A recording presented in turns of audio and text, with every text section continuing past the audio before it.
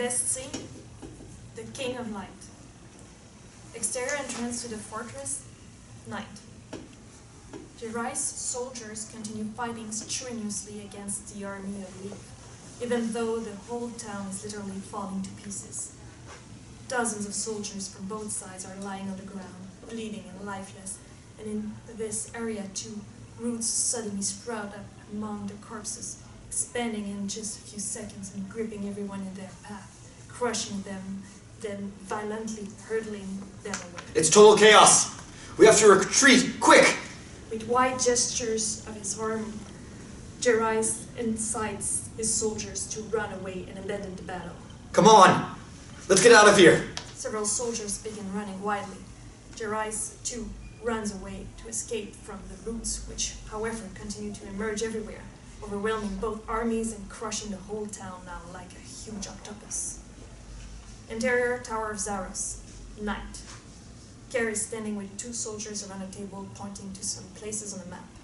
If necessary, we'll have to intervene to help Radamantio and Jerai's armies. So, we'll advance. A loud crack from outside interrupts the lion and makes everyone present start with fear. Carrie rushes to a window followed by two soldiers.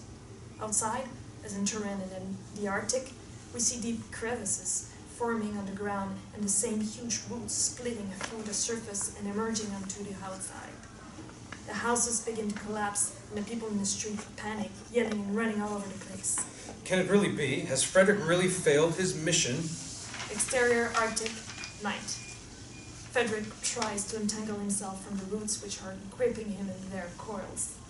It's useless to try and react. Just accept your fate without prolonging your agony pointlessly.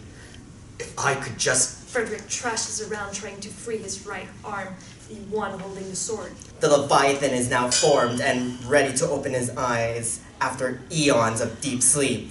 A huge chasm, a gigantic crevasse, opens up with a terrifying cracking noise, splitting the glacier in two as far as the eye can see. The two parts move further and further away from each other, and a yellowish glare emanates from the bottomless depth of the huge abyss. Fedrick struggles even more frantically at the sight of the total destruction happening in front of his very eyes. With a final effort, he manages to free his right arm, and with a clean swipe of the sword, he cuts the root blocking his left arm. Now he is more mobile, and he grips the hilt with both hands, cutting away the other roots and managing to jump out of their grip. It's not over yet. The knight spreads his wings and flies towards his enemy. The Obscure, concentrated on awakening the Leviathan, manages to dodge Fedrick's first attack, but not the second one. Moving behind him, the young man deals him a glancing blow which wounds him on his side. The Obscure gives a cry of pain, and for a moment the energy flow he is releasing is interrupted. Lurid little pest! How dare you presume to challenge a god with your feeble powers? You're no god. You're just a bloodthirsty despot. Well, you'll pay for your consequences of your gesture. Fate has run its course now, and your presence is no longer necessary. The Obscure takes control of the energy mass again, and the gigantic abyss which had opened up before now gets bigger and bigger, becoming gradually more and more elliptical in shape and giving off a more and more intense yellowish light. Look, the eye of the Leviathan. Fedrick, irradiated by the light, looks down, and in the depths of the abyss, which is now several miles long, he can distinctly make out an organic, yellow, throbbing surface with a thick black line down the middle, like a cat's pupil. My god. It's not possible. The huge eye begins to show signs of life, moving and lightly blinking its huge eyelids made of rock and ice. The energy mass at whose center the Obscure is suspended is now more imposing, forming an integral part of the overall mass composed of the celestial bodies, the Earth, the Leviathan's eye, and the Obscure himself. The Obscure raises his arms, and, drawing on this energy, he accumulates in front of him a semi-transparent sphere, which quivers as though it were incandescent. My power is now in unison with that of the universe and the legendary creature which will soon devour stars and whole galaxies. The time of mortal creatures is over. The The sphere gets huger and huger. A strong wind starts to blow, and Fedrick has to use all the strength of his wings to resist being swept away. Now die! The obscure opens his hands, and the sphere collapses onto itself, emitting a kind of muted thud. The resulting shockwave spreads at very high speed and hits Fedrick. The crusader is propelled upwards as if drawn by the electric charges generated by the implosion of the sphere. His figure gets smaller and smaller as it rapidly moves further and further away from the Earth's surface and gradually disappears beyond the atmosphere. The obscure remains immobile, suspended in the air, and looks down towards the Leviathan's still half-closed eye. Everything now appears calmer and quieter. Reveal yourself to life. Infinite creature, open your eyes. The rocks and eyes begin to crack again. Exterior, Eastern Street, night. Flared gasps for breath as he lies next to Ruhs' lifeless body, and a trickle of blood comes out of the top of his mouth. The earthquakes continues to devastate Turin, which is now almost completely destroyed by the quakes and the roots, which have everything in their grip.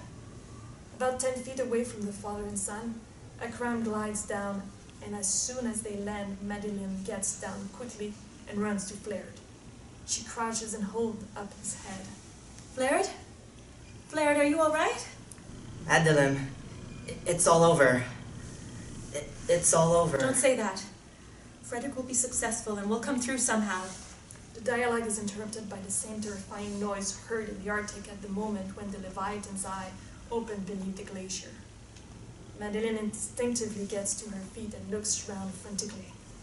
The road surface splits along a line which gets gradually longer and is lost in the distance. The district is literally split in two, and the chasm created separates the area where Madilim and Flared are from the one where Akram remains with Isabel. Akram, try and get to us. The phoenix takes flight and reaches the girl at the other side of the gap, which is getting wider and wider. Just as Madilim tries to lift Flared onto Akram's back, a strong tremor knocks her over. The town's going to be sucked in. It's not just Turin, it's the whole world. Look! From the gap in the ground, we note the same yellowish glare as seen previously in the Arctic. It becomes more and more intense. Exterior, Fortress Square, night. Mado and Adamancio are lying unconscious some feet away from each other under the rubble of the fortress tower, which has collapsed onto the square. The chasm which has formed under the town begins to expand into the devastated square too, and the glare from it lights up Adamansio's face. With an effort to open his eyes, he raises himself slightly from the ground with his hands, as far as the rubble obstructing one side of his body allows him. He notes the Leviathan's yellow eye, now visible in the depth, is beginning to droop and move. Exterior street to the fortress, night. The Ruhs army runs around chaotically to get away from the obscure fortress, now totally choked by the roots. The Ruhs stop to observe the huge gleaming eye of the Leviathan, which has now revealed itself completely under the ruined town. Interior, Tower of Zaras, night. Carrie and his court look out of the window at the now definitive realignment of the heavenly bodies. They have arranged themselves to form a winged body whose head is the very earth where they and the others are standing. Down below, as in Turin and the Arctic, we see huge, ever-widening cracks on the ground, and the roots have now spread everywhere. Exterior, Eastern Street, night. Madilim and Akram, with the unconscious Isabel and Flared, are confined to a patch of paving which is still intact, next to a still standing wall of a tumbled-down house. They have no choice but to keep still, as Leviathan's gigantic open eye reveals itself to them and blinds them with its light. Is it really all over?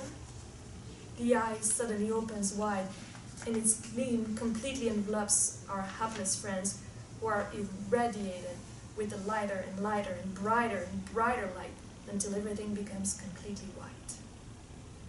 Exterior Arctic, night. Everything is calm now. The obscure levitates in the air, his eyes closed in inward concentration. Behind him are the various planets and stars forming the body and wings of the Leviathan, which begins to move. At this point, the obscure opens his eyes with their constant reddish gleam and smiles with satisfaction. Exterior, space over the Earth, night. Many miles away from the Earth in space, the Leviathan reveals itself in its entirety and begins to move. The enormous energy released by the obscure keeps the various celestial bodies connected to one another. Together, they form a dragon-shaped body with large, luminous wings formed of stars and a head made up of a combination of hundreds of planets. In the middle of the head is the Earth, and inside this, the cosmic creature's two eyes, which had come into being under Turin in the Arctic. The Leviathan utters a shrill, deep bellow and flies away towards deep space. Exterior deep space, night. Far away from the disappearing Leviathan, floating in empty, immense space, with a feeble gleam still coming from the armor of Elijah's, is Fedrick. His eyes are closed and he is apparently unconscious. At the bellow of the gigantic creature, the young man gives a kind of a start and suddenly opens his eyes wide as if he has been brusquely awakened. Fade out, beaming.